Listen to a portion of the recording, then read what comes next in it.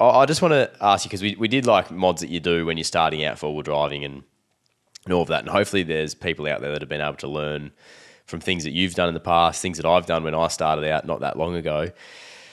So now I want to touch on the mods. Now, you are not starting out. So what are the mods that you are looking to do first up? Now, we have briefly touched on this, so I'm aware that we might be covering old tracks, but some of the things that are priorities for you to get onto this 76, because the way that you're loving it, I know that, and this is talking off air, I know that you want to get out in it more. So what needs to get on it pronto for you to do that? Okay, so pronto are those rock sliders, and they're actually sitting at on-track fabrication right now.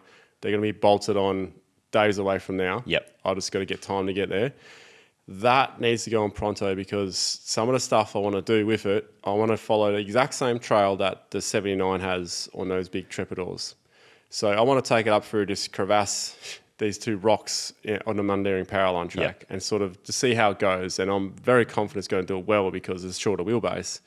But in order to do stuff like that, I need to put protection on it.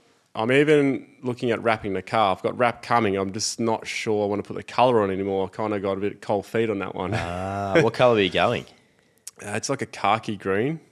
That's right. You did tell me. Yeah, it's a khaki green. And look, I know it's going to look great, but I just don't want it to look too much like someone else's car. Yeah, because you didn't want the sandy, did you, originally? Like when that was but it's growing on me. Yeah, it's just all they had. Yeah, it's just. Well, how good does it look when you put bigger tire? Like you've got the 33s on there at the moment. That's when it changed my mind. It looks good. Yeah, it does.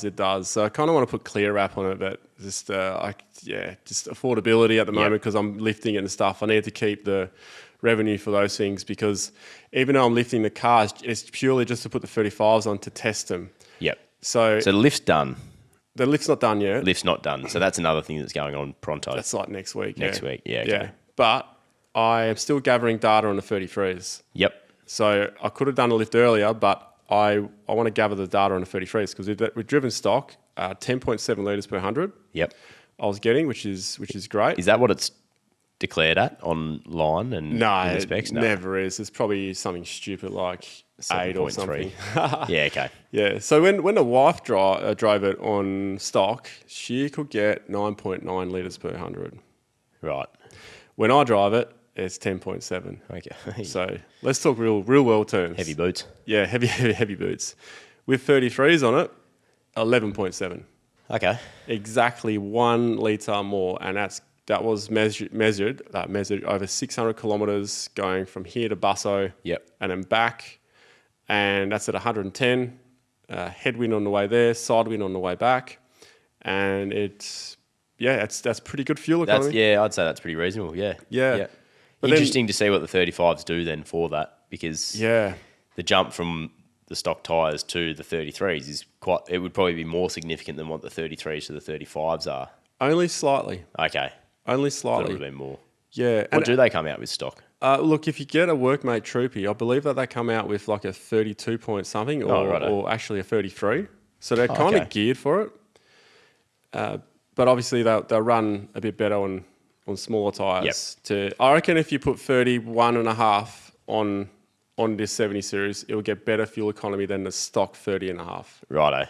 Yeah, okay. And the reason for that is sitting at highway speeds between 80 to 100. Just that little bit of a bump up seems to just work really well on solid axle vehicles. Yep. Not so much on IFS. It's kind of about the same. It also depends on how you're driving it. Yep. But you seem to get better fuel economy at cruising speeds. It's just a thing. But going to 33s is obviously hit it by 1 litre. Yep. And look, if you go full lead foot, you can change it to whatever. Yeah. It's up to you. So you got side rails lift coming, 35s for the test. Are you thinking they're going to be what stays on there? See, that's what I'm not too sure about. I really like it at stock height with 33s. Yep. It just looks so staunch, you know. It's got a good stance on it. It's got a wicked stance.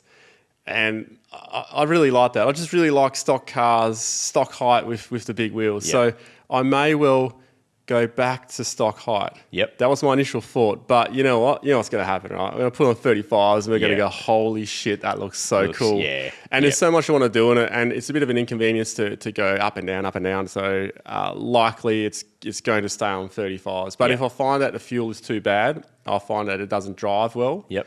That's when I'll go back to 33s. Yep, righto. And reduce the lift. The problem is lifting the vehicle, which we already know, there's that one crossbender, one difference, but the engine is not as heavy as a V8. So the springs on the front, no one's done springs yet for this new 2.8. So it's probably going to sit pretty high and it might be a bit of a rough ride. Right. That's another reason why I might go back to stock until someone brings out a better spring. Yeah, okay. Yep.